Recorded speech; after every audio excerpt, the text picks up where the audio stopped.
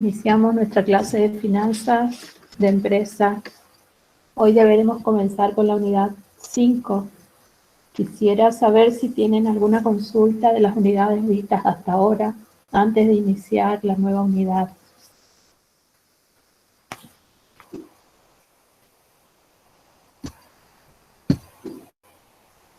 Buenas tardes, profe. Por mi parte no hay consultas.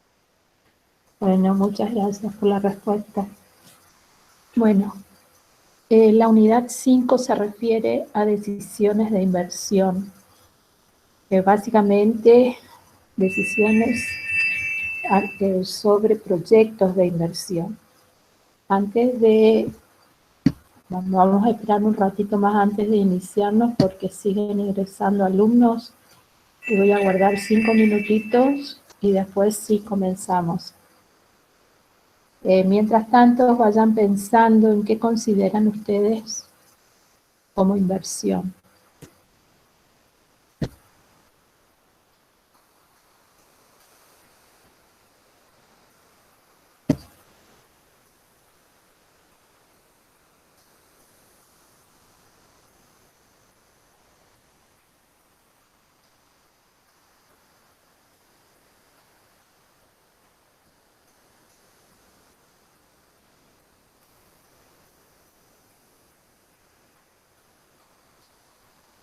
Con respecto a los prácticos, no tienen ninguna consulta que hacerme.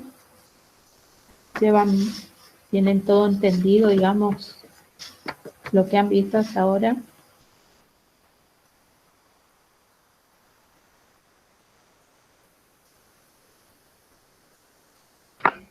Profe, aprovecho entonces yo le iba a preguntar al profe hoy.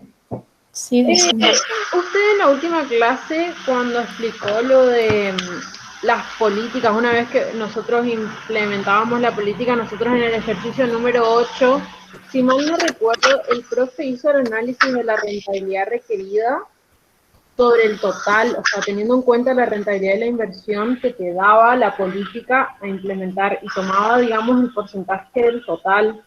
Y usted había hecho, si mal no recuerdo, el análisis sobre el incremento, que el profe lo denominó como marginal. Sí. No sé si me explico. Entonces a mí me quedó la duda de cuál tenemos que considerar, digamos, cuál porcentaje de la rentabilidad de la inversión. ¿El del incremental o el del total?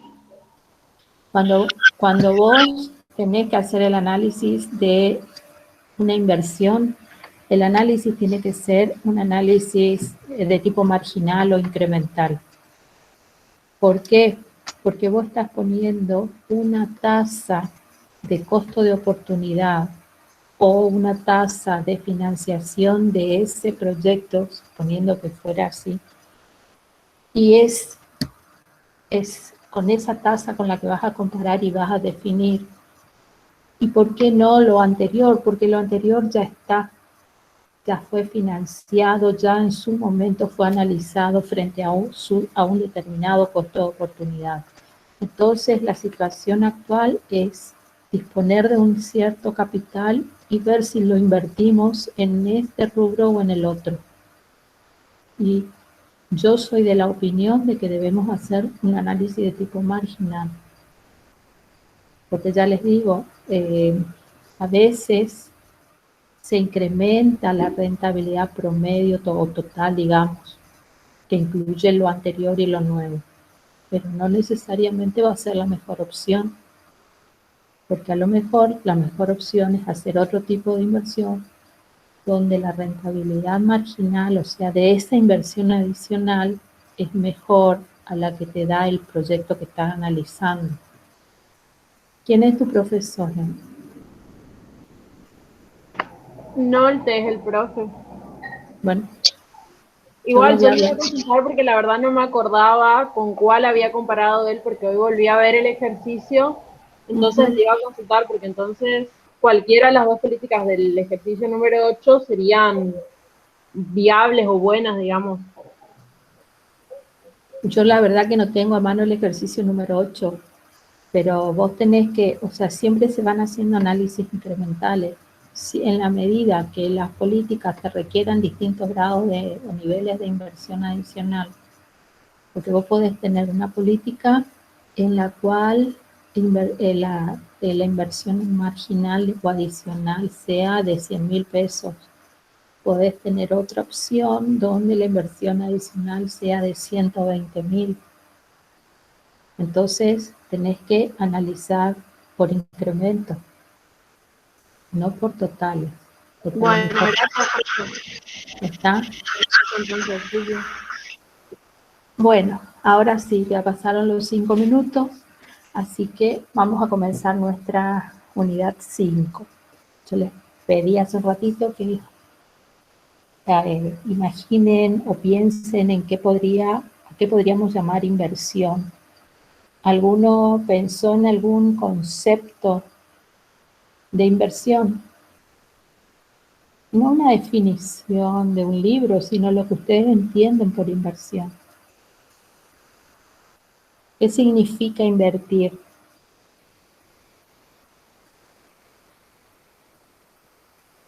Puede ser, profe, destinar recursos que tenemos ahora para obtener beneficios futuros. Muy bien, fíjense, una muy buena definición. Destinar recursos presentes para obtener beneficios en el futuro.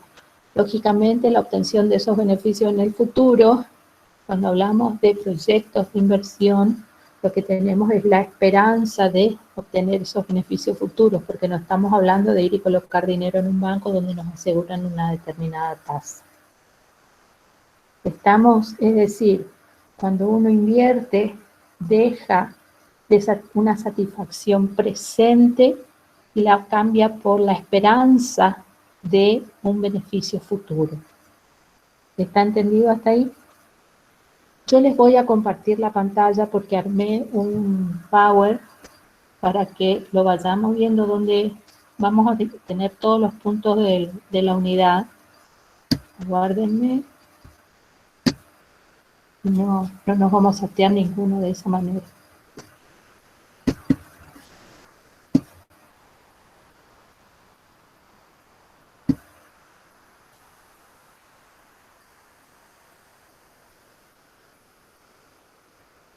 ¿Alcanzan a ver o no?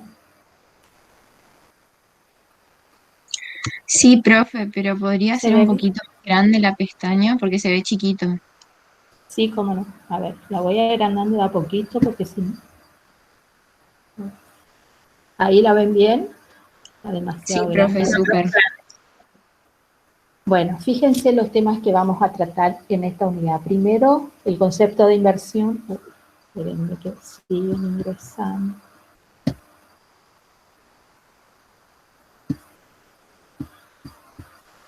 Voy a esperar un ratito para agrandar la pantalla porque si no voy a tener que entrar y salir a cada rato en la medida que sigan ingresando. Vamos a ver cómo los elementos de una inversión, la clasificación, las etapas de un proyecto de inversión. Eso para comenzar. Y después va a venir el análisis que se debe hacer de todo proyecto de inversión para finalmente tomar una decisión al respecto. Vamos a iniciar ahora el tema del concepto de inversión, que recién muy bien lo ha dicho la señorita que habló. Fíjense que dice una de las definiciones: empleo de recursos con ánimo de obtener beneficios en el futuro, que es lo que acabamos de decir. Invertir, como les dije también, es cambiar una satisfacción actual, presente, por la esperanza de obtener algo mejor en el futuro. ¿Qué elementos tiene toda inversión? Fíjense que en el concepto básicamente están incluidos, aunque no se los menciona individualmente. Primero, el sujeto inversor, es decir, alguien que invierta. Si no existe ese alguien, no va a existir la inversión. Segundo, el objeto. ¿Qué vamos a invertir?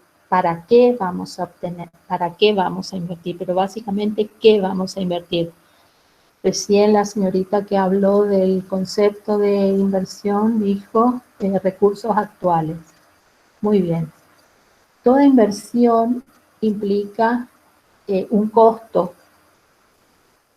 O sea que tenemos que analizar cuáles son los costos que me va a generar esa inversión.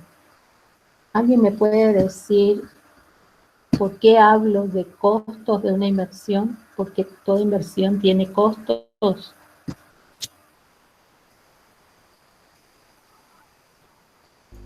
¿El costo de oportunidad, profe?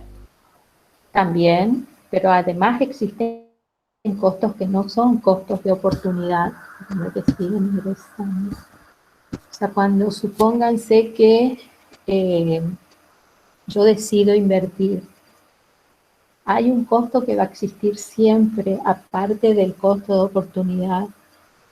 O sea, el costo de oportunidad en la medida que yo ponga el dinero de mi bolsillo, digamos, pero también poniendo que yo no tuviera ese dinero en el bolsillo, va a existir otro costo, que va a ser el costo de financiar esa inversión.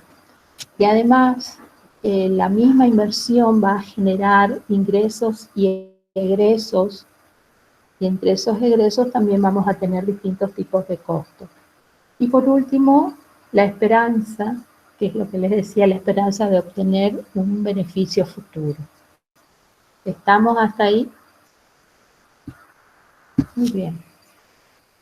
¿Cómo podemos definir al proyecto de inversión? Hasta ahora hemos hablado de la inversión, ahora vamos a hablar de un proyecto. Cuando uno decide invertir, tiene que armar lo que se llama el proyecto de inversión. En este proyecto de inversión debemos incluir los flujos de ingresos y egresos que el mismo me va a generar en los distintos momentos. ¿Qué significa flujo de ingresos y egresos? Es el cuadro que ustedes lo vieron ya en matemática financiera, donde mostramos los ingresos y los egresos que se van a generar en cada momento y de acuerdo a lo percibido, no a lo devengado. También debemos decir que cuando uno habla de un proyecto de inversión está hablando de un plan organizado, es decir, es un plan en el que se asigna un determinado capital, insumo, con el objeto de obtener, por ejemplo, un bien, un servicio que va a ser útil para el inversor, por supuesto, y también pues, para la sociedad. Por ejemplo, si yo estoy analizando un proyecto que implique fabricar un nuevo producto, ¿por qué lo voy a hacer? En primer lugar, lo voy a hacer porque va a haber quien lo consuma, es decir, es un bien que va a ir a la sociedad y la sociedad lo está pidiendo. Y en segundo lugar, lo voy a hacer porque yo espero ganar, no lo haría en caso contrario. ¿Estamos? Si hay dudas, por favor me van interrumpiendo, ya saben que no me molesta. Muy bien. Hay aspectos que delimitan un proyecto. En primer lugar, los objetivos, es decir, cada proyecto va a tener un objetivo, como por ejemplo el caso que di recién, la fabricación de un determinado bien que la sociedad lo requiere, pero que no existe hasta el momento a la venta. Ese podría ser un objetivo. Todo objetivo ya definido, digamos, va a generar una serie de actividades a través de las cuales vamos a llegar a lograr ese objetivo. O sea que debemos analizar todas las actividades que va a requerir nuestro proyecto. ¿Dónde vamos a llevar a cabo el proyecto? O sea, el espacio físico. ¿Cuándo vamos a llevar a cabo el proyecto y durante qué tiempo se va a llevar a cabo el proyecto? O sea, la ubicación temporal. Y qué grupos de personas se van a ver afectados. Es decir, habrá grupos que se van a ver beneficiados y otros grupos que se van a ver perjudicados. ¿Por qué? Y bueno, beneficiados, el que se va a beneficiar con ese producto que vamos a largar a la venta. Se van a ver beneficiadas las personas que van a trabajar, por ejemplo, en este proyecto, los proveedores que nos van a vender, pero se pueden ver perjudicados, por ejemplo, la competencia, si se trata de algún bien que va a competir quizás con otro que esté en el mercado. Es decir, que puede haber grupos afectados de ambos lados. ¿Me van siguiendo hasta acá? Muy bien. Hay distintos tipos de proyectos. Los proyectos se pueden clasificar según la justificación económica. Primero tenemos los proyectos necesarios. Por ejemplo, tengo una fábrica, se me rompe una máquina. Tengo que comprar una nueva. Es una necesidad, porque si yo no compro esa máquina nueva, no voy a poder continuar fabricando. Por eso se llama proyecto necesario. Después tenemos proyectos de rentabilidad indirecta. Por ejemplo, si se rompe el sistema de refrigeración de una heladería. La refrigeración en una heladería es necesaria, porque si no existiera, los helados se echarían a perder. Pero es necesaria, la rentabilidad que genera es indirecta, porque no es que la refrigeración en sí misma genera la rentabilidad viene por la venta de los helados, pero es necesaria, genera una rentabilidad indirecta. ¿Ven la diferencia entre el ejemplo que les di para proyectos necesarios y proyectos de rentabilidad indirecta? ¿Entienden bien? O sea, ¿sí? Bueno, en la heladería, si se me rompiera una de las máquinas que fabrica helados, sería un proyecto necesario. Y si se me rompe la refrigeración, es de rentabilidad indirecta. ¿Está? Después tenemos proyectos destinados a aumentar beneficios. Por ejemplo, si lanzo un nuevo producto al mercado, mi idea es aumentar los ingresos, los beneficios mediante la fabricación de un nuevo producto. O sea que cuando hablamos de proyectos destinados a aumentar beneficios, puede ser, como el caso que les di, vender un nuevo producto, o también puede ser reducir costos, es decir, comprar máquinas más modernas que me permitan reducir los costos y de esta manera aumentar los beneficios. Ese sería un caso también de proyecto destinado a aumentar beneficios. De acuerdo a la relación que existe entre los proyectos, y acá ya entramos a comparar proyectos, pueden ser proyectos independientes, es decir, se realizan en forma separada uno y otro, y no comparten nada, digamos, son totalmente independientes. Después tenemos proyectos dependientes. Fíjense que la palabra les está indicando que hay relación entre los proyectos. Ese tipo de relación puede ser que sean proyectos complementarios, es decir, que es bueno llevar a cabo los dos proyectos a la vez porque mejoran la rentabilidad a que si se los hiciera por separado. O bien pueden ser proyectos sustitutos, es decir, sustitutos significa que no vamos a hacer los dos porque los dos satisfacen la misma necesidad, entonces no tiene sentido. Si yo, por ejemplo, decidir hacer una construcción de ladrillo o una construcción de otro material que no sea ladrillo, para el mismo fin. Esos son proyectos que son sustitutos porque no voy a hacer las dos construcciones, voy a elegir una de las dos. Y después tenemos los proyectos mutuamente excluyentes. Los proyectos mutuamente excluyentes son aquellos en los que llevar a cabo uno implica no realizar el otro. ¿Por qué puede darse? Primero por razones financieras, es decir, porque los recursos financieros alcanzan para uno y no para los dos, entonces debemos decidirnos. Puede ser porque el lugar o el espacio físico donde se deban llevar a cabo ambos sea el mismo y no hay espacio físico para que ambos se lleven a cabo. Entonces, o sea, hay razones que impiden que se puedan hacer los dos proyectos y se deba elegir uno de ellos. ¿Me van siguiendo? Dentro del que Sí, profe. Sí, profe. cualquier cosa, les pido por favor interrumpan. Les cuento, espérenme que parece que alguien va a entrar.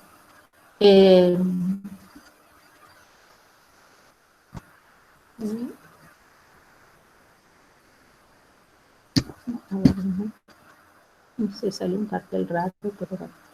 Sigamos. Les cuento que este material lo van a tener y muy bien desarrollado en el aula virtual. Es un trabajo hecho por la licenciada Martínez y el licenciado Fiol. Así que les pido por favor que lo busquen y creo que está completa la unidad en ese material. Muy bien, sigamos con nuestra clasificación. Yo les decía hoy que un proyecto es un flujo de fondos, ¿no es cierto? Un flujo de ingresos y de egresos. Este flujo de ingresos y de egresos puede tener distintas características. Existen los proyectos convencionales o normales. Cuando un proyecto se considera normal o convencional, cuando comienza con un egreso y después tiene solamente ingresos. Es decir, hago la inversión, significa un egreso, y luego tengo recuperación de la inversión, solamente flujos positivos, o sea, flujo negativo al inicio y el resto todos flujos positivos. Ese sería entonces el proyecto normal o convencional. Después tenemos proyectos no convencionales, lo contrario a lo que acabamos de decir, son proyectos en los que los flujos tienen signos alternados, negativos y positivos. Siempre los proyectos van a comenzar con un signo negativo, los proyectos de inversión. ¿Por qué? Porque lo que primero hacemos es destinar recursos, o sea, egreso de fondos. Y luego comienzan los ingresos, pero no siempre el flujo posterior al inicial es positivo. A veces vamos a tener intercalados negativos y positivos. Esos son los no convencionales. Los flujos también pueden ser constantes, que no se dan en realidad, es muy teórico, excepto que ustedes estén analizando una inversión de tipo financiero, por ejemplo, otorgar un préstamo a una persona. En ese caso, bueno, si han pactado un sistema francés, bueno, van a tener flujos constantes, pero de lo contrario no. Pueden ser flujos variables, que sí se da en la mayoría de los proyectos, pero no con una variabilidad como ser en progresión aritmética o geométrica. Los flujos son variables, pero sin ley de variación en general. ¿Me siguen? ¿Hasta acá me van siguiendo todos? Sí, profe. En Sí, los profe. variables, si ustedes analizaran algún tipo de inversión financiera, sí se podría llegar a dar el caso. Si ustedes están analizando inversión en bonos que se hayan emitido por el sistema alemán, bueno, estarían frente a un proyecto de flujos variables con una determinada ley que era en progresión aritmética, ¿se acuerdan? Muy bien. Vamos a ver las etapas de un proyecto de inversión. En primer lugar, tenemos que decir que son 3 las etapas fundamentales de todo proyecto de inversión. Primero tenemos el planeamiento, segundo la ejecución y supervisión, y tercero la evaluación ex post. Vamos al planeamiento.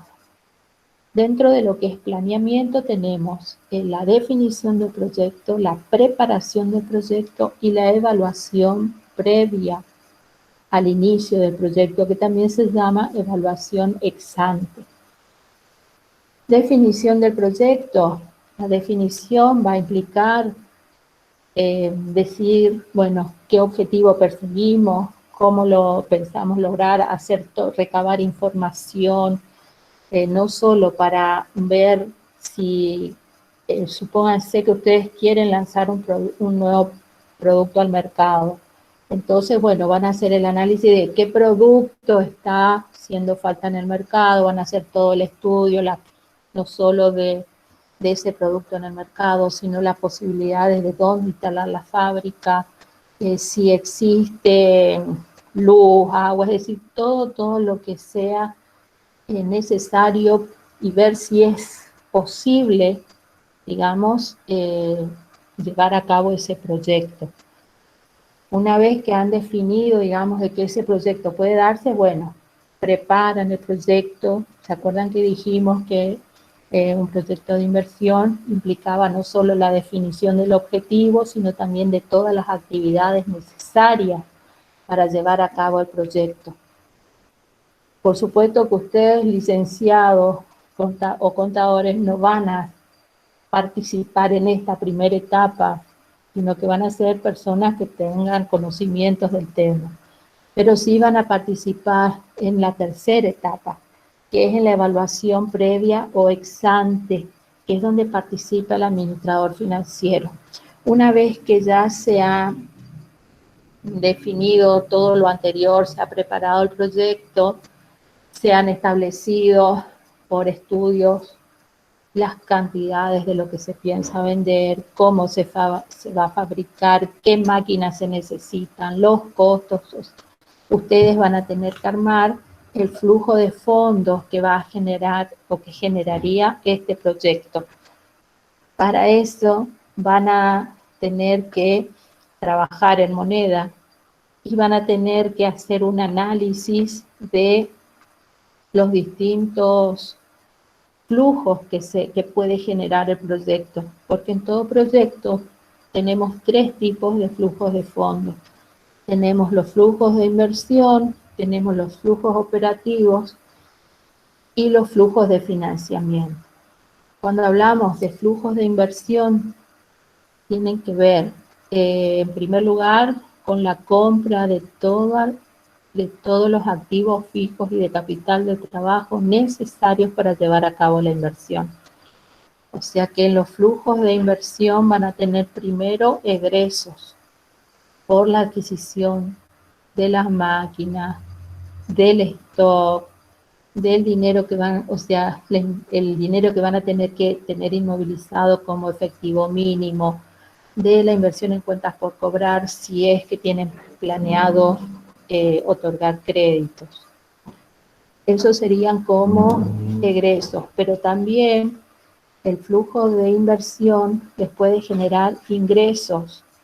Por ejemplo, si el proyecto tuviera una determinada cantidad de años de duración, puede pasar que al final de la vida del proyecto puedan vender los activos fijos, un valor residual, va a generar un ingreso. La venta del stock también les va a generar un ingreso y el cobro de los últimos créditos también les va a generar un ingreso. Eso con respecto al flujo de inversión.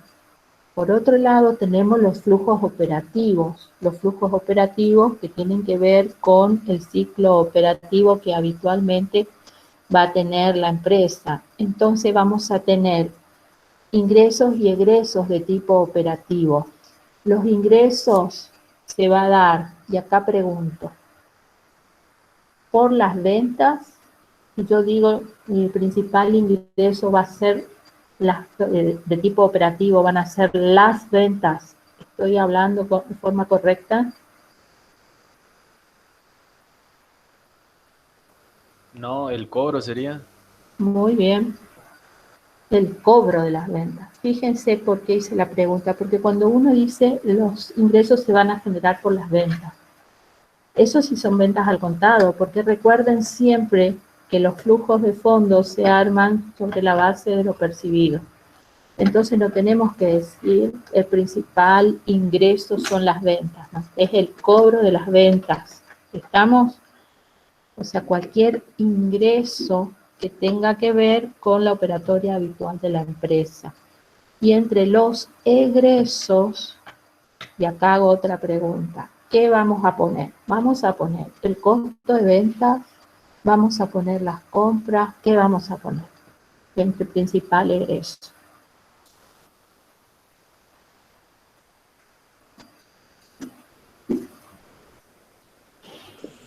El costo de venta. ¿Están todos de acuerdo? El pago. Pago de las compras. Pago de las compras. Muy bien.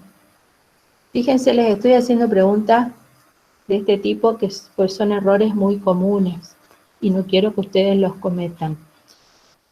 ¿Por qué no el costo de ventas?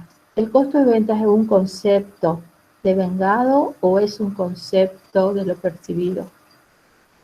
Devengado, profe. Es devengado. Costo de venta no es un valor que implique un egreso de dinero. Es un cálculo que se hace teniendo en cuenta la existencia inicial, las compras y la existencia final. Tampoco puedo hablar de las compras, porque las compras no necesariamente las voy a pagar en el momento. O sea, si mi proveedor me financia, no van a hacer compras al contado. Entonces, lo correcto es decir, entre los egresos, el pago de las compras, el pago de sueldos, el pago de la mano de obra si se tratara de una industria, el pago de los gastos de fabricación, el pago de los costos fijos, siempre es el pago de. ¿Está claro? ¿Y las amortizaciones? Son no erogables. Son no erogables, no se deben incluir en el flujo de fondos. Muy bien. Y por último tenemos los flujos de tipo de financiamiento, cuyos ingresos van a ser los ingresos provenientes de las distintas fuentes de financiamiento que tenga la empresa y los egresos, los pagos a esas fuentes. Quiero ejemplos de ingresos de financiamiento. A ver quién me los puede dar.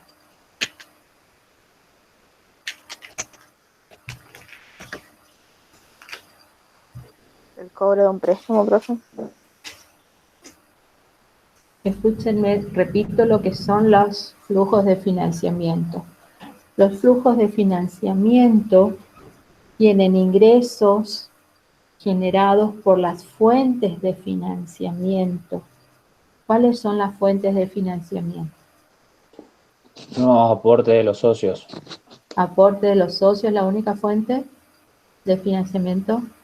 No, retención de utilidades también. Retención. Sí, A algún préstamo. ver. Esperen, que acá me gustó el tema. A ver. Retención de utilidades. ¿Es por lo percibido? ¿Va a generar un ingreso?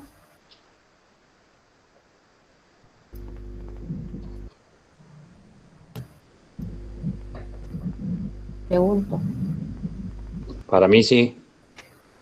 La retención de utilidades te genera un ingreso. ¿Quién viene y te da el dinero cuando hay retención de utilidades?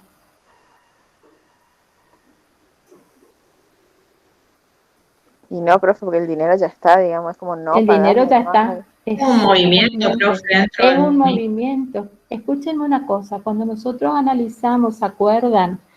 El cuadro fuente y uso de fondos sobre la base de capital de trabajo.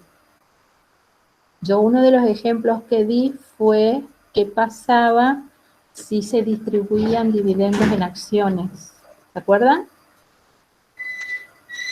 Si había distribución de dividendos en acciones, que eso sería retención de utilidades.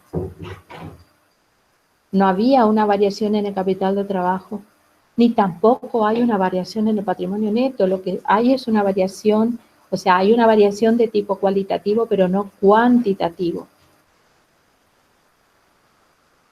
¿Estamos? Entonces, cuando yo retengo utilidades, no hay un movimiento de caja. ¿Está? Vuelvo a la pregunta. ¿Qué ejemplos me pueden dar ustedes de ingresos de tipo de financiamiento, digamos, del flujo de fondos de financiamiento?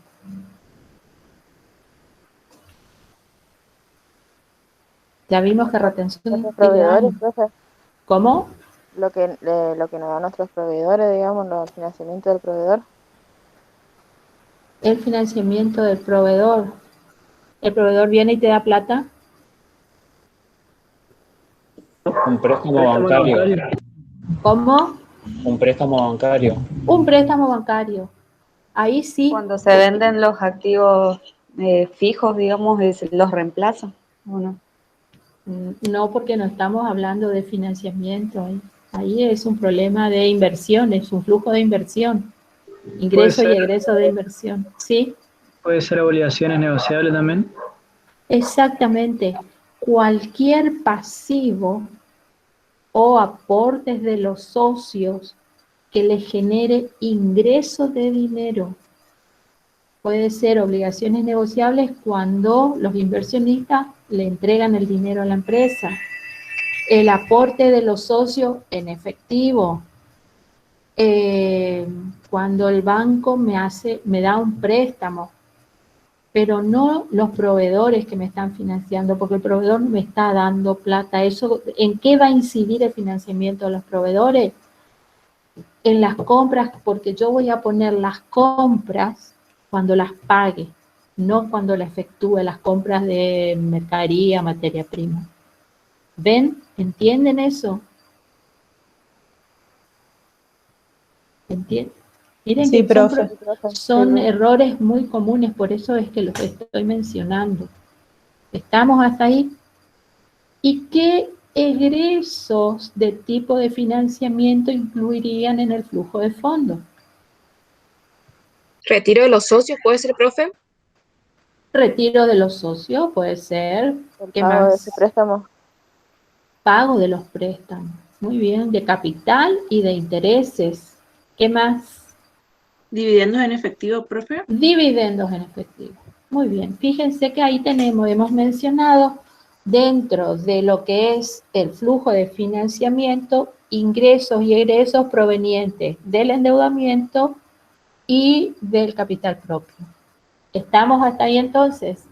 Una vez que ustedes tienen definidos los distintos flujos, tienen que hacer un cuadro que se llama cuadro de flujo de fondos, donde incluyen cada movimiento de efectivo en el momento que va ocurriendo.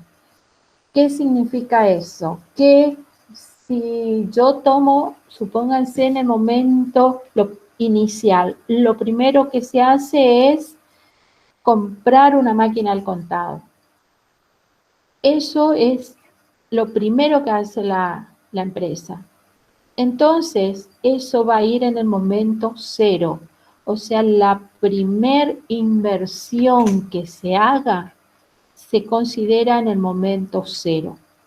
Ustedes me pueden decir que a lo mejor el hecho de hacer todos los estudios previos del proyecto implica que gastos anteriores al momento cero, porque el momento cero es el momento en que en realidad comienza el proyecto. Pero tienen gastos porque lógicamente toda esa preparación previa del proyecto implicó gastos, nadie hace las cosas gratis. Entonces, si yo digo que es anterior al momento cero, que es el momento en que se inicia el proyecto, todos esos valores previos yo los tendré que llevar al momento cero. ¿Cómo? Capitalizándolos por una tasa que después vamos a ver cuál vamos a utilizar. ¿Estamos? Estamos en el momento cero. En el momento cero es el momento donde confluyen los gastos o los egresos previos al inicio del proyecto y todo lo que se ha incorporado necesario para comenzar a ejecutar el proyecto. O sea que en el momento cero lo que vamos a tener son solamente egresos, porque todavía el proyecto no se ejecutó y no me generó ingresos. ¿Está entendido lo que les digo? Sí, profe. Bueno, a partir del momento cero, de ahí en más, le damos una apertura que generalmente es anual. Entonces, incluimos los ingresos y egresos de los tres tipos de flujo año por año y armamos nuestro flujo de fondos. En base a ese flujo de fondos vamos a hacer una evaluación que se llama previa o ex ante. Después vamos a ver cómo la vamos a hacer y que me va a permitir a mí definir si es conveniente o no llevar a cabo el proyecto. Si decidimos que el proyecto va a ser llevado a cabo, viene la segunda etapa, que es la ejecución y supervisión. ¿Qué significa ejecución y supervisión? Que el proyecto se comienza a llevar a cabo, pero se debe controlar. ¿Se acuerdan lo que era el control de gestión que vimos? Se debe controlar que lo proyectado se vaya dando en la realidad tal como fue proyectado. De no ser así, verificar por qué se producen los desvíos y corregirlos. Y por último viene la evaluación ex post, que es ver si al final del proyecto, una vez que éste ha concluido, se obtuvo esa esperanza que queríamos lograr. ¿Está entendido hasta acá?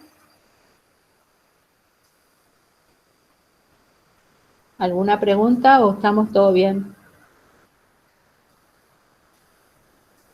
Está bien, profe. Bueno, muy bien, seguimos. A ver qué sigue en el programa, aguárdenme.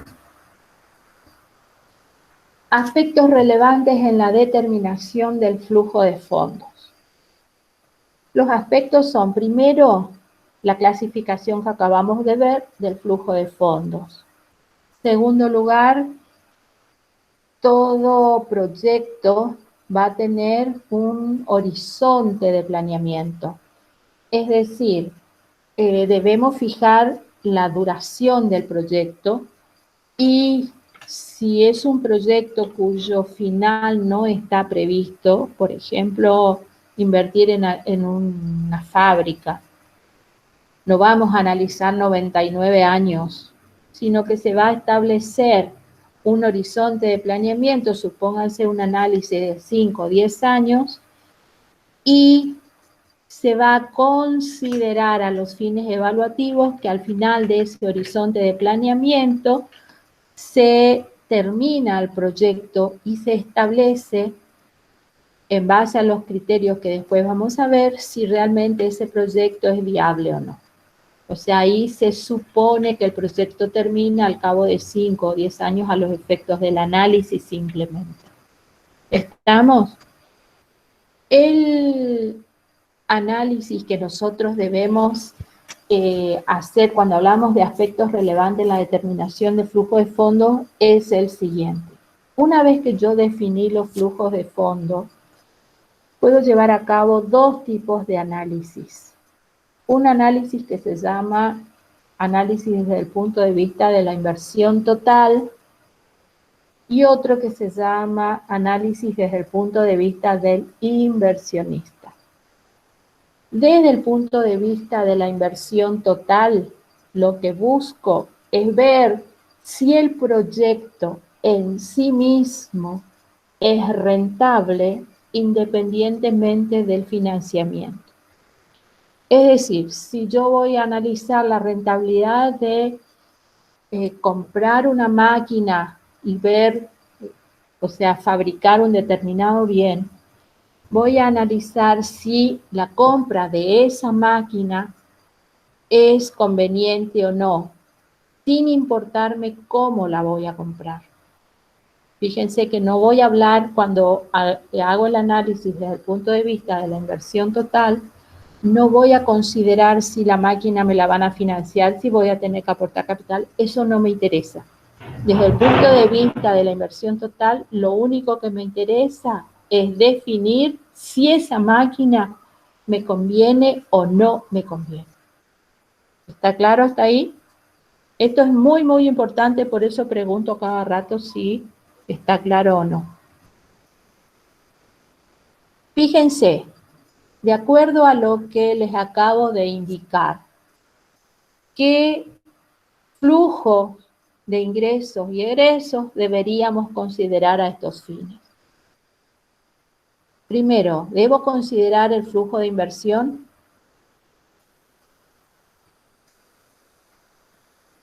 Sí, profe. ¿Debo considerar el flujo operativo? Sí, Sí. ¿Y debo considerar el flujo de financiamiento? No. sí, sí, porque no importa, Sí. no importa de dónde venga. Pero si no importa de dónde viene, ¿para qué voy a tomar el flujo de financiamiento? Si yo incorporo el flujo de financiamiento, estoy haciendo jugar en mi análisis el financiamiento del bien. Y justamente lo que yo quiero es evaluar al bien solo, sin financiamiento. ¿Por qué digo esto? Supónganse, y voy a hacer un ejemplo muy, muy sencillo. Supónganse que ustedes hoy disponen de 100.000 pesos. Tienen 100.000 pesos y bueno, van a hacer una inversión a un año. Al cabo del año van a ganar un 10%, o sea que esos 100.000 se van a ver transformados en 110.000. Compraron una máquina por 100.000 pesos y al cabo del año van a tener 110.000 pesos. Ahí yo no dije cómo pagaron la máquina. Yo dije que compraron la máquina y van a tener a 100.000 y van a tener 110.000. Ahora les digo, compramos la máquina a 100.000 pesos con un préstamo que me cobra el 5% anual. Llega a fin de año, por un lado tengo los 110.000 pesos que me generó la máquina, pero además tengo que restarle 5.000 pesos de intereses que tuve que pagar al banco. En definitiva, en lugar de 110.000, tengo 105.000. ¿Entienden el ejemplo o no?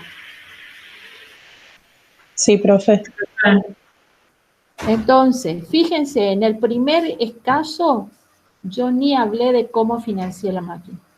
Simplemente dije, esta máquina de 110.000 a fin de año me va a generar, perdón, de 100.000 a fin de año me van a generar 110.000. No me interesó. Entonces yo digo, si yo pretendo una rentabilidad del 10%, esa máquina me está dando la rentabilidad del 10%. ¿Estamos? Y no incorporé el financiamiento. Ese es un análisis del bien en sí mismo, por eso se habla de analizar desde el punto de vista de la inversión total, independientemente de cómo se la financia, o sea, es decir, sin considerar el financiamiento.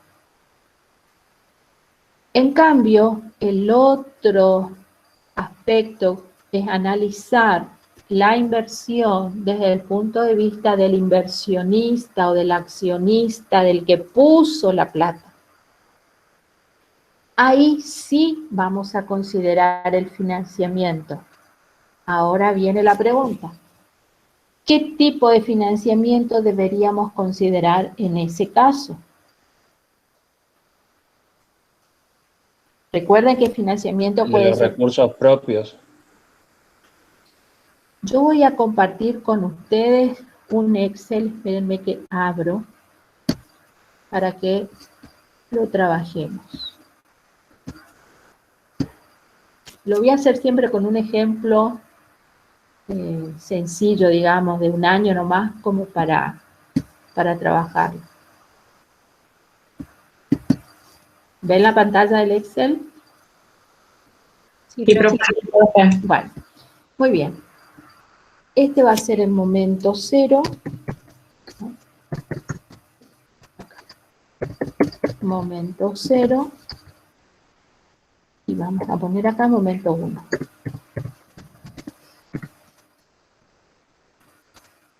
Acá compro una máquina.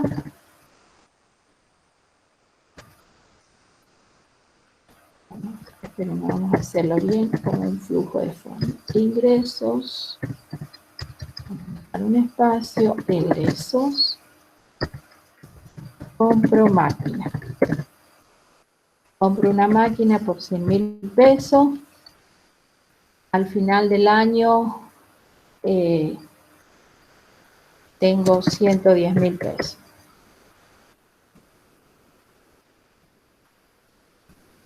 Entre los ingresos. Acá.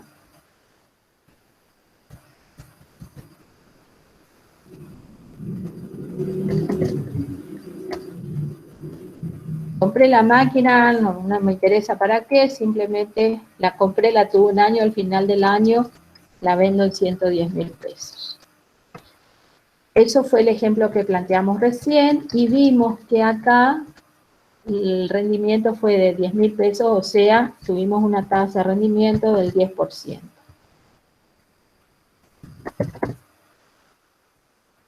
¿Qué hubiera pasado si para comprar esta máquina yo hubiera tenido que pedir un préstamo? En ese caso yo hubiera tenido un préstamo de 10.000, pero hubiera tenido que pagar 5.000 de intereses.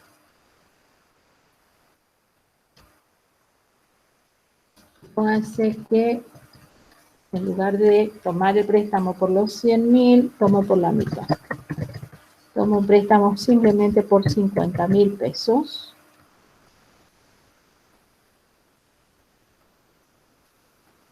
Y acá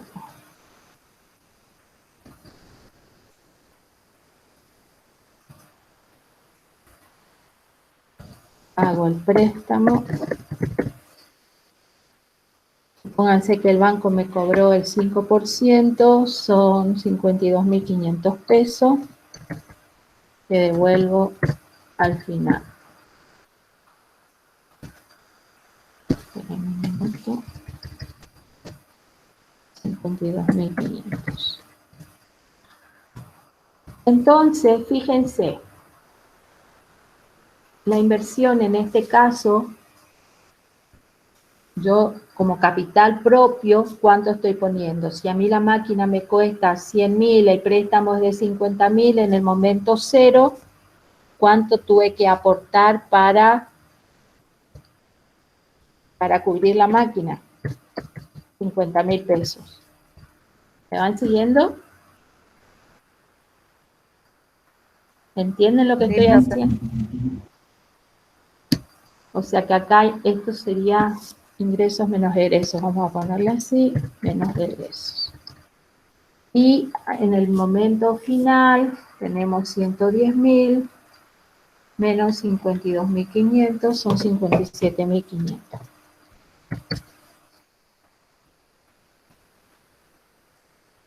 ¿Qué tasa de rendimiento tenemos en este caso? Un 15%. La pregunta es, este 15% que me da acá, ¿quién me rinde el 15%? ¿Los 100.000 pesos o los 50.000 pesos que están acá? 50.000 que aporté, profe. Los 50.000 que aporté, porque esta diferencia la tuve que poner con capital propio. O sea, es el aporte que hizo el dueño o es el aporte que hicieron los accionistas. ¿Qué pasa?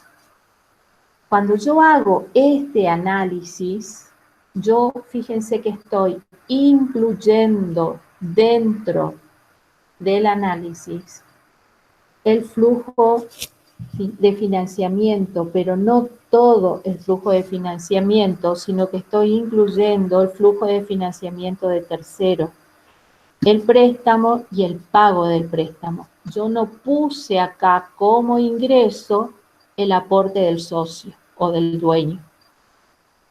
¿Alguien me puede decir por qué yo no puse como ingreso el aporte del dueño, sino que me surgió por diferencia acá?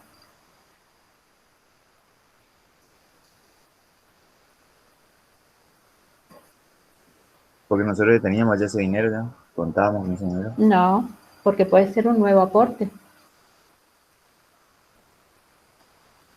¿Qué es lo que? Fíjense, ¿Puede ser que está vinculado con la máquina? No. Supuestamente, de acuerdo, yo les vuelvo a decir cómo se llama este análisis, a ver si ustedes pueden relacionarlo. Este análisis se llama desde el punto de vista del inversionista o del capital propio. ¿Qué se supone que busca este análisis? ¿Se acuerdan que el que hicimos hoy primero me decía definir si la máquina en sí misma era conveniente o no? O sea, no me importaba cómo la iba a comprar, ver si me iba a generar rendimiento. Eso era el objetivo del análisis que hicimos al principio.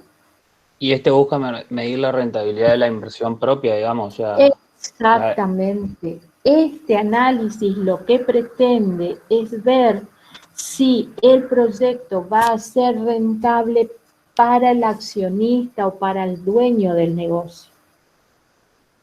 Entonces, ¿qué va a considerar? Además de los flujos de inversión y operativo, va a incluir el flujo de financiamiento de terceros, no el propio, porque el propio es el que queremos ver si es rentable o no. Es como decir, no puedo decir esta mesa es marrón cuando ya la estoy viendo que es marrón, ¿entienden? Estoy tratando de deducir si el proyecto para el que aportó estos 50.000 pesos es o no conveniente. Fíjense, ustedes me dirán, ¿por qué acá me da 15% y hoy me daba 10%? Porque se acuerdan que cuando yo no incluía el préstamo, era 100.000 al inicio, 110.000 al final y era 10.000. Esto que hace, fíjense, la rentabilidad del activo o de la inversión total me dio el 10% hoy, y esta que es la rentabilidad del inversionista me dio mayor. ¿Alguien me puede decir por qué?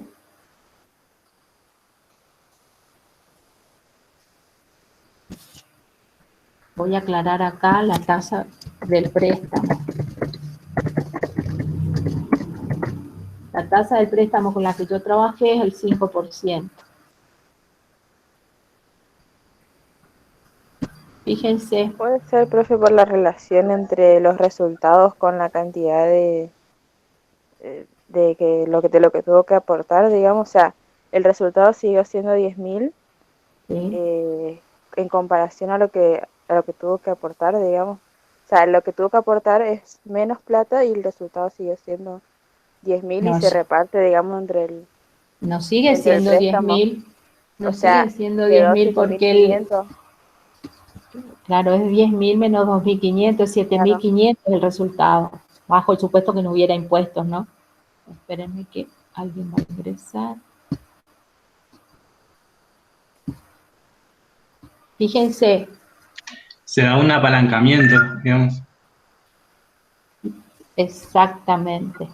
Este es un concepto que ustedes en contabilidad lo vieron, pero yo ya se los estoy queriendo mostrar acá. Fíjense cómo el hecho de haber tomado un préstamo a una tasa baja en relación a lo que me genera la inversión. Fíjense que tomé un préstamo al 5% para invertirlo a un 10%, porque un 10% es lo que me está generando la inversión. Eso se llama el efecto leverage o efecto palanca. Entonces, eso hace que la rentabilidad del inversionista sea mayor que la rentabilidad de la inversión total.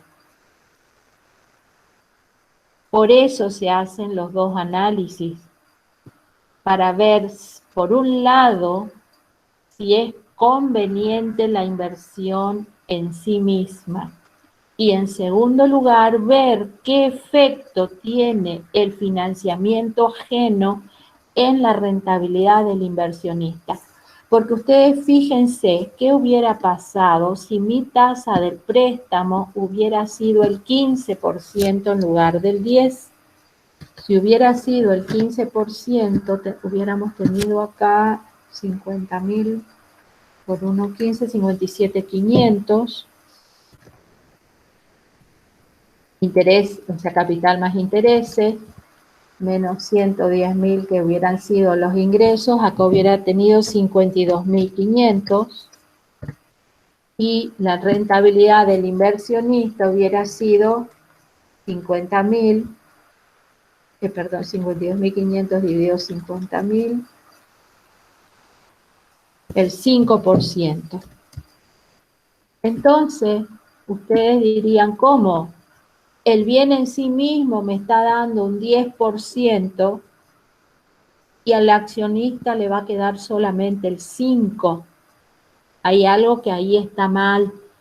¿Y dónde tengo que ver el análisis de lo que está mal? En el financiamiento ajeno. Porque no puede el inversionista recibir menos que esta rentabilidad.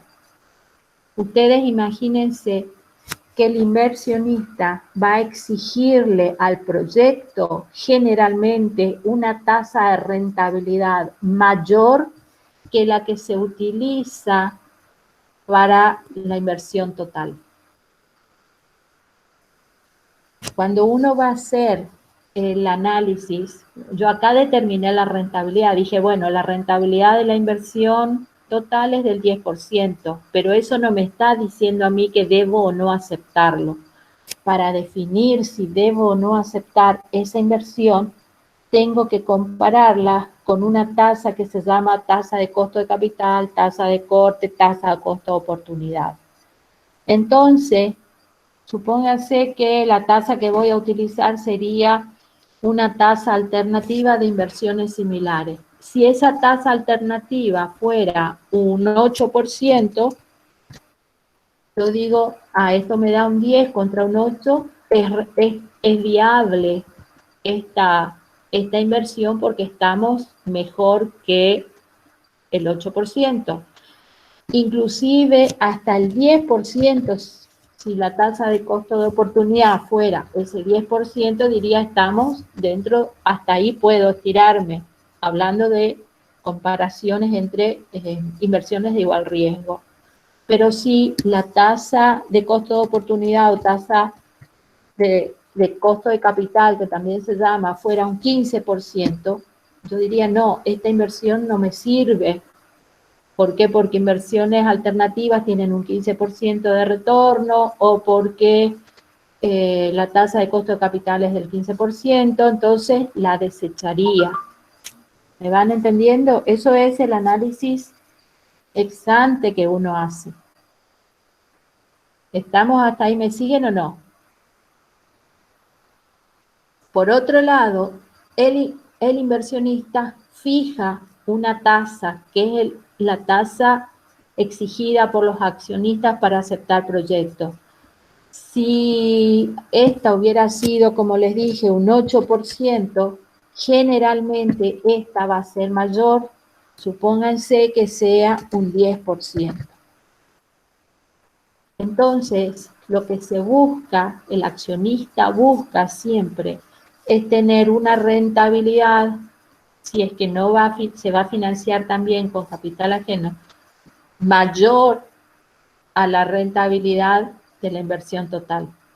O sea, se busca el efecto palanca, y si no, aunque sea igual a la rentabilidad de la inversión total. Y si no se da esa situación es porque está fallando la tasa del préstamo. Este proyecto puede ser rentable desde el punto de vista de la inversión total y no serlo para el accionista. ¿Cuáles serían las consecuencias? Si el proyecto no es viable desde el punto de vista de la inversión total, directamente lo desecho. Si el proyecto no es viable desde el punto de vista del inversionista, podría, aunque seguramente ya tomé la mejor tasa de préstamo, pero bueno, por ahí podría ver si hay posibilidades de mejorar la tasa de préstamo para mejorar la rentabilidad del inversionista. Es raro porque generalmente uno trabaja con las mejores tasas, salvo que sea muy pesimista y bueno, y decida trabajar con las tasas más altas. ¿Entendieron lo que expliqué hasta acá? Sí, profe, se entendió. Profe, Muy ¿puede bien. repetir si no es viable desde el punto de vista del inversionista, qué tasa hay que ver si se puede mejorar? Y debería ser la tasa del préstamo. Porque si no es viable desde el punto de vista del inversionista, seguramente lo que está fallando es el financiamiento ajeno, pero dudo que lo puedan cambiar, porque generalmente lo que pasa, uno toma las posibilidades de préstamos cuando hace el análisis de cómo va a financiar el proyecto, recaba toda la información y trata de tomar, no les digo la tasa más baja, pero una tasa media que represente, que pueda ser viable al momento de tomar el préstamo para el financiamiento. ¿Estamos? Aparte, a lo mejor, inclusive a veces puede ocurrir de que tengan un solo tipo de financiamiento, o a lo mejor ustedes optaron, qué sé yo, por un préstamo y bueno, acá pueden introducir otro tipo de financiamiento, como podría ser un leasing. O sea, hacen el análisis con distintas opciones de financiamiento. ¿Estamos? Y van a elegir aquella que mejore la rentabilidad del inversionista. ¿Está? ¿Quedó entendido ahora? Sí, profe, gracias. Muy bien. Seguimos. Aguárdenme. Vamos al programa. Bueno, vamos ahora a analizar los métodos de evaluación de proyectos. Hay métodos de evaluación de proyectos, es decir, son métodos que me van a permitir definir si el proyecto es o no viable, que no consideran el valor tiempo del dinero y otros que sí consideran el valor tiempo del dinero. Como nosotros somos administradores financieros, ¿cuál de los dos elegiremos? ¿El que considera el valor tiempo del dinero o el que no considera el valor tiempo del dinero? El que considera. El que considera el valor tiempo del dinero. Entre los métodos que consideran el valor tiempo del dinero, ustedes ya conocen varios. ¿Cuáles conocen? A ver si se acuerdan. Van, TIR modificada. Muy bien. Alguien que estudió financiero. ¿Se acuerdan que era el vano también llamado valor presente neto? ¿A qué era igual el vano? Era el... Al VAB menos el VAC. No voy a poner VAB menos VAC. Esa es la formulita que está en el libro de Janeski. ¿Por qué? Por lo que acabamos de ver. VAB significa valor actual de los beneficios y VAC valor actual de los costos. Y eso a mí por lo menos me da idea de devengamiento, no de ingreso y egreso de fondos.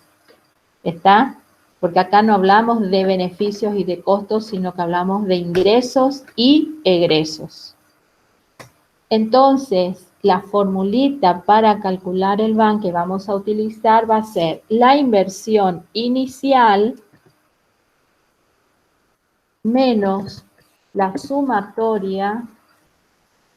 Ay, espérenme, bueno, voy a poner la palabra porque no tengo a mano el signo de sumatoria. La sumatoria del valor actual del flujo neto de fondos.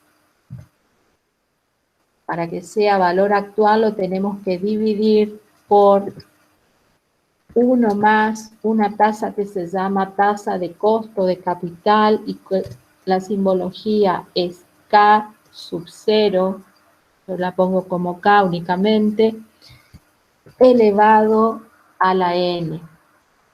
A ver, ¿dónde está acá el elevado? Espérenme. Bueno, lo pongo de esta manera. Elevado a la N. ¿Alcanzan a ver esto o prefieren que agrande la letra? Vamos a agrandar un poquito.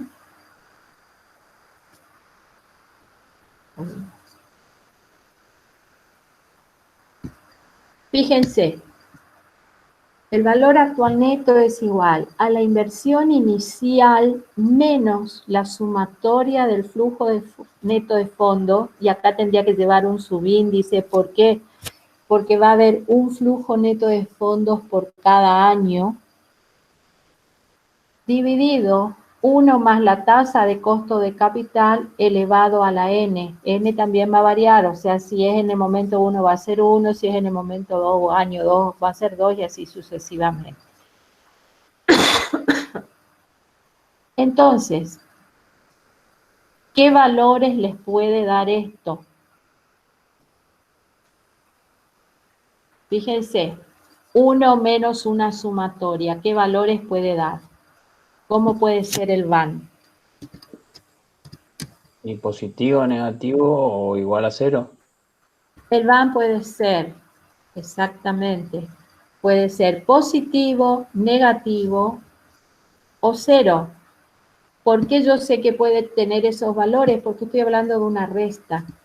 Y una resta puede darme 3 tipos de valores. Puede ser igual a 0, puede ser menor que 0 o puede ser mayor que 0.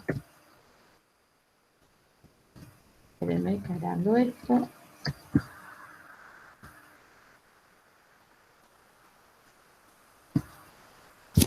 ¿Qué significará en cada situación esto? Si el VAN es 0, ¿qué significa?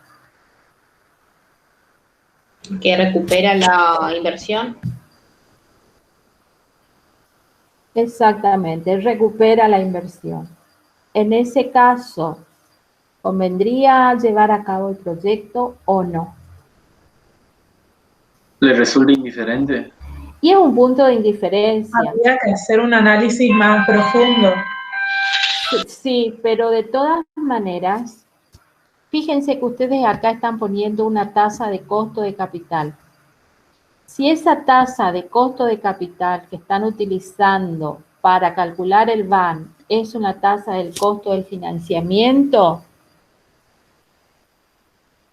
el costo del financiamiento, que esa es otra unidad que después vamos a ver, incluye el costo del endeudamiento y el costo del capital propio. Entonces, estamos incluyendo todo. Estamos en un punto que podemos decir, sí, lo puedo llevar a cabo porque cumplo con los requerimientos del accionista, por ejemplo. ¿Está? Si estoy trabajando con un costo de oportunidad, se supone que el costo de oportunidad que elegí es para una inversión de igual riesgo. Entonces, podría invertir acá como podría invertir en lo otro. Sería indiferente. ¿Qué pasa si es menor que 0? ¿Qué significa en ese caso el VAN?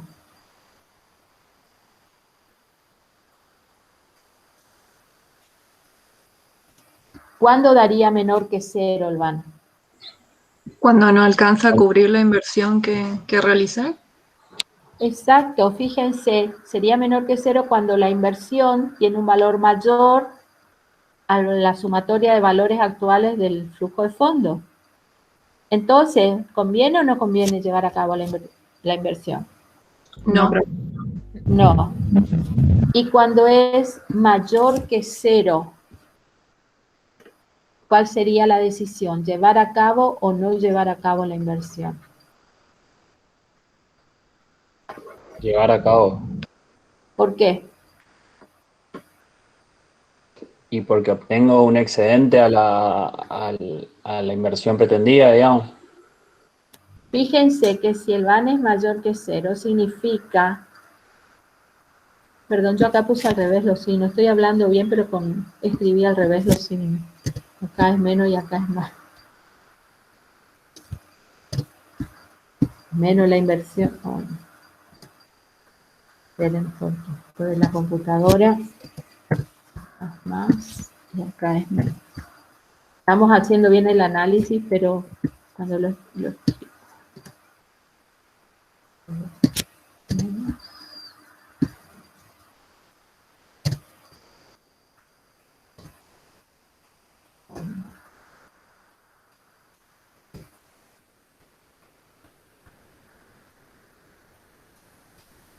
Esperen.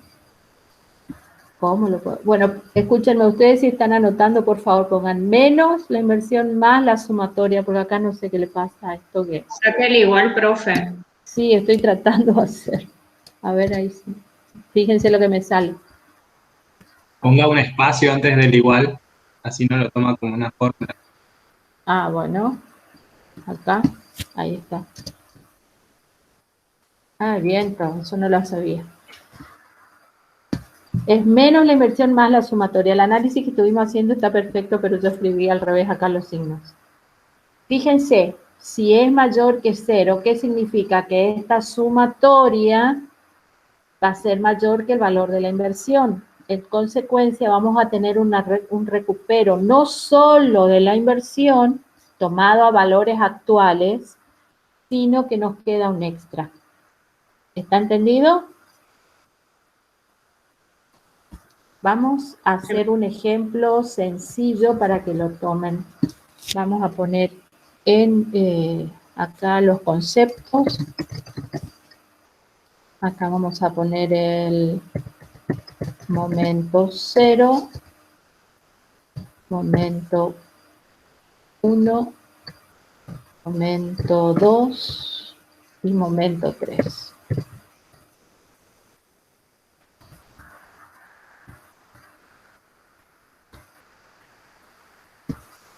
Voy a trabajar no con flujos individuales, sino que voy a poner ingresos y egresos únicamente y le voy a poner valores. En el momento 0 no tenemos ingresos, en el momento 1 tenemos 100.000 pesos, en el momento 2 tenemos 120.000 pesos y en el momento 3 tenemos 150.000 pesos.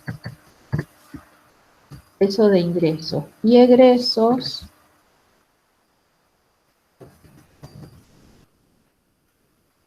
vamos a poner negativo 300.000, que sería la inversión, y nada más. Entonces tenemos, fíjense, la inversión es de menos 300.000, le voy a poner con su signo. Lo que voy a hacer ahora es poner en una columna para que me calcule el VAN directamente. Tenemos en el momento 1, tenemos 100.000, en el momento 2, en el momento 3, tenemos 120.000, tenemos 150.000. Vamos a suponer una tasa de costo de capital que sea igual al 0,10 anual. Entonces, lo que voy a hacer en esta otra columna es sacar los valores actuales de ese flujo de fondo, digamos. 90.909 para el primero, sin decimales lo voy a trabajar.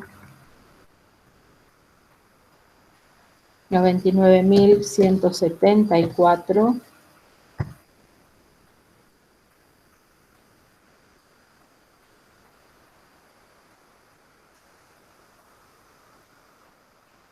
Y 112.697. No sé si alguno de ustedes lo está haciendo. Entonces, fíjense, la sumatoria del flujo neto de fondos actualizado es 302.780. Si yo reemplazara en la formulita que pusimos acá, el VAN sería igual.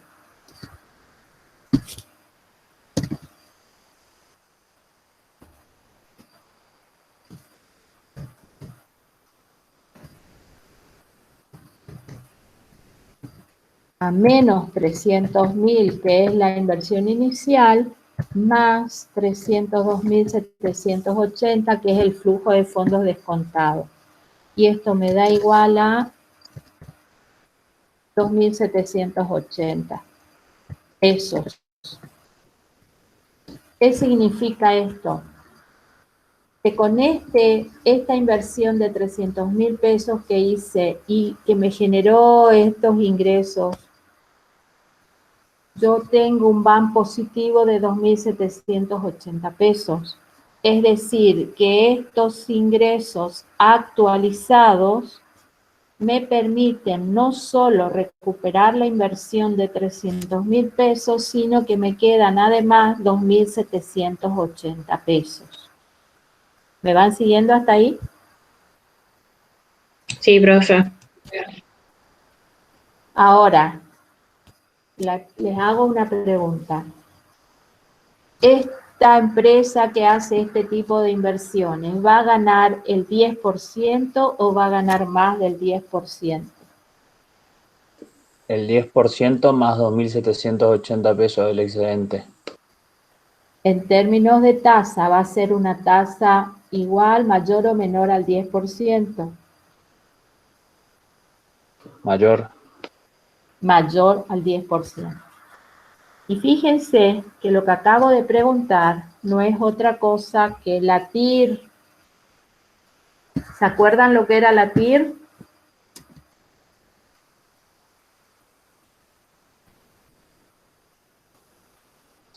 La tasa de rentabilidad propia de ese proyecto, digamos. La TIR el nombre es tasa interna de retorno. ¿Y qué es la tasa interna de retorno? Es la tasa que logra que la inversión inicial sea igual al valor actual del flujo de fondos descontado a esa tasa. ¿Qué significa eso?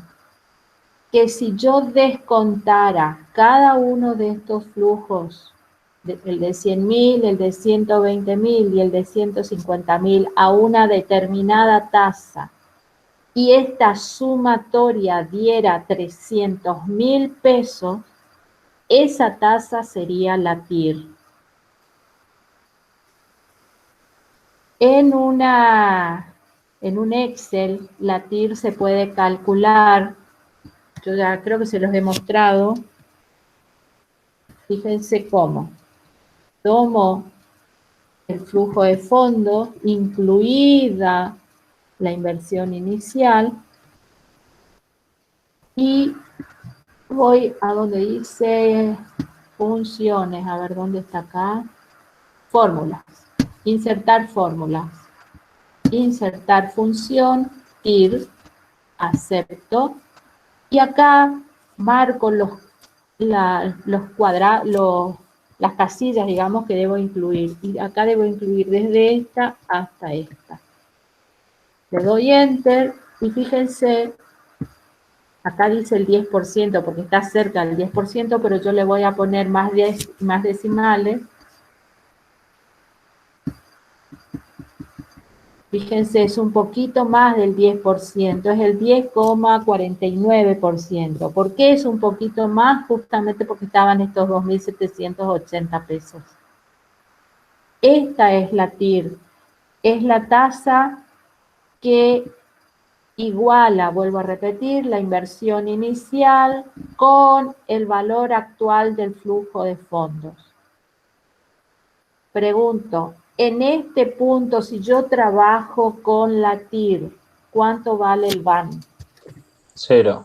El BAN vale 0. O sea que cuando estoy trabajando con la TIR, el BAN vale 0.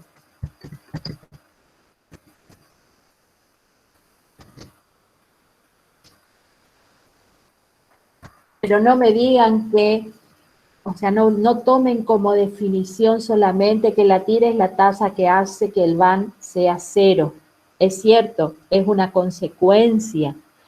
Pero la TIR en realidad me está mostrando la rentabilidad que me genera el proyecto, suponiendo que los fondos liberados por el proyecto se reinviertan a esa TIR, a esa tasa.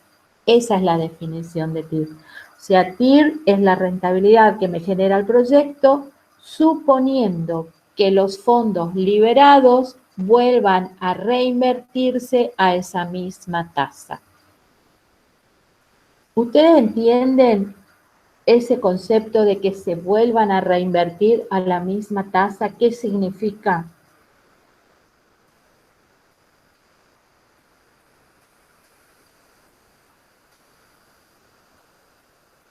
¿Entienden o no eso?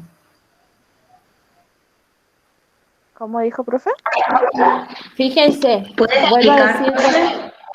vuelvo a decir despacito la definición de TIR. Y no lo voy a explicar hoy porque ya no me da el tiempo. Se las voy a decir y quiero que ustedes la piensen. Y el miércoles lo vamos a desarrollar acá, pero me gustaría que ustedes traten de interpretar. Yo les dije que la TIR es la tasa de rentabilidad del proyecto, pero supone que los fondos liberados son reinvertidos a la misma tasa TIR. Eso les cuento qué significa y después ustedes traten de entenderlo y lo vamos a terminar de charlar en la próxima clase. ¿Cuáles son los fondos liberados? Los fondos liberados son los 100.000, los 120.000 y los 150.000 pesos. Entonces, ¿qué me dice la TIR? La TIR me dice que cuando yo retiro del proyecto esos 100.000 pesos, los tengo que volver a invertir a esa tasa TIR, o sea, al 10,49%. Cuando retire los 120.000 pesos, tengo que reinvertirlos al 10,49%, y lo mismo, bueno, los 150.000 ya están en el momento final del proyecto, así que no los voy a tener que reinvertir. Si yo logro que cada una de estas reinversiones se lleven a cabo a esta tasa, eso va a significarme que realmente la rentabilidad de mi proyecto fue del 10,49%. Si yo invirtiera los fondos liberados a una tasa menor, mi rentabilidad final no sería del 10,49%, y si lo reinvirtiera a una tasa mayor, tampoco. O sea que para que la rentabilidad del proyecto sea esta, los fondos liberados deben reinvertirse a esta tasa. ¿Estamos? Piénsenlo, traten de interpretarlo, pero no solo en la mente, sino con un ejemplo. Fíjense, ármense ustedes ejemplos donde hagan una reinversión al 12% de los fondos liberados, hagan otra reinversión al 10,49% y hagan otra donde reinviertan al 8%. Y fíjense qué sucede y el miércoles lo analizamos. ¿Les parece? Sí, profe. Sí, profe. Creo que ya es la hora para que vayan al práctico. Así que, bueno, les propongo eso. No me gusta hablar y hablar y hablar sin darles algo de práctica, porque esta es una materia práctica. Entonces, quiero que lo trabajen conmigo también a esto. ¿Estamos? Los libero y, bueno, dejo de compartir pantalla y, bueno, espero respuestas de ustedes. Gracias, profe. Hasta luego. Chao, hasta luego. Hasta luego. Hasta luego. Hasta luego.